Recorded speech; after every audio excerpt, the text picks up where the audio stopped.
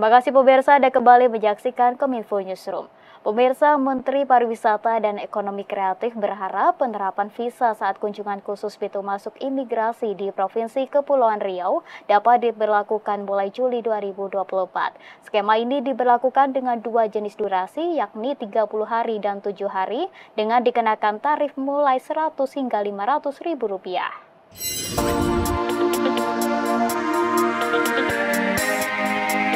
Sebagai upaya mendongkrak sektor pariwisata, investasi, dan bisnis di Kepulauan Riau, Menteri Pariwisata dan Ekonomi Kreatif Sandiaga Salahuddin Uno mengatakan, saat ini kebijakan visa on arrival di Kepulauan Riau bagi wisatawan mancanegara telah memasuki tahap finalisasi. Ia menyampaikan penerapan VOA akan dikeluarkan dalam bentuk peraturan presiden sesuai dengan rancangan yang diajukan oleh pemerintah Provinsi Kepri. Penerapan visa kunjungan saat kedatangan atau visa on arrival, khusus pintu masuk imigrasi di Provinsi Kepulauan Riau akan diberlakukan mulai Juli 2024.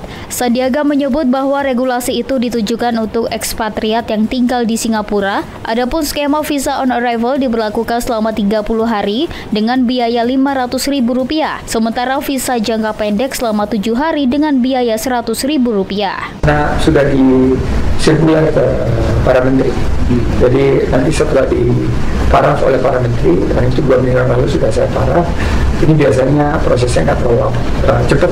Kalau di meja Pak Presiden itu nggak pernah terlalu berlarut.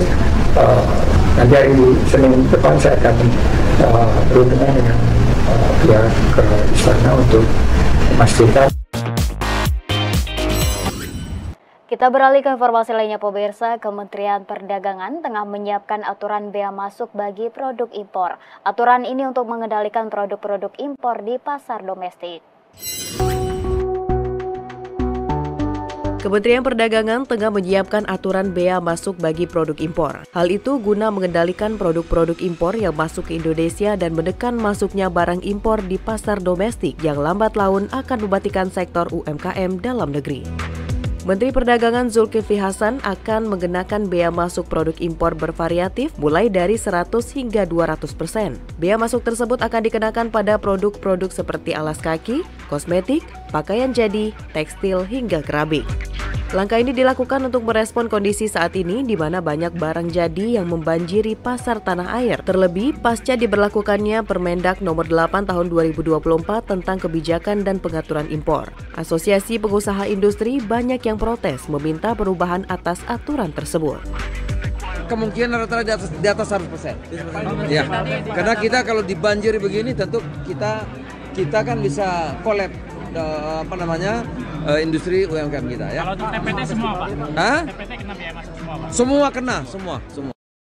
Ya, ada yang saya kenakan sampai 200%. Itu udah mulai di barang-barangnya. Ya, apalagi mudah-mudahan saya sudah bikin surat lagi menyempurnakan aturannya, mudah-mudahan minggu depan sudah selesai.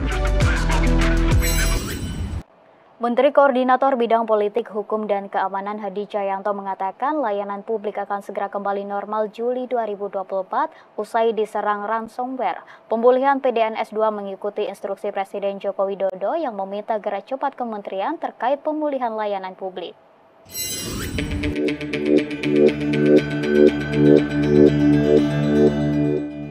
Pemerintah mengambil langkah cepat pemulihan data nasional usai diserang ransomware. Salah satu langkah yang diambil adalah dengan melakukan backup atau pencadangan data di call site Batam.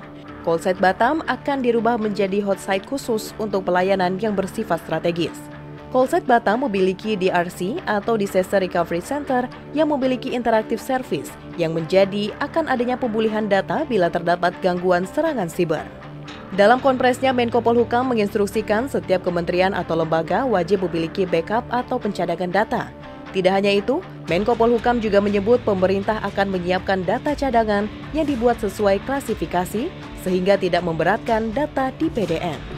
Untuk pelayanan menggunakan PDNS 2 itu bisa melaksanakan pelayanan secara aktif bulan Juli tahun 2024 dan di backup oleh call site yang ada di Batam. Situs dingin yang ada di Batam akan membackup dengan meningkatkan kemampuannya menjadi hot site, khusus untuk pelayanan-pelayanan yang bersifat strategis. Pemirsa, kami akan segera kembali dengan informasi lainnya. Tetaplah di Kominfo Newsroom.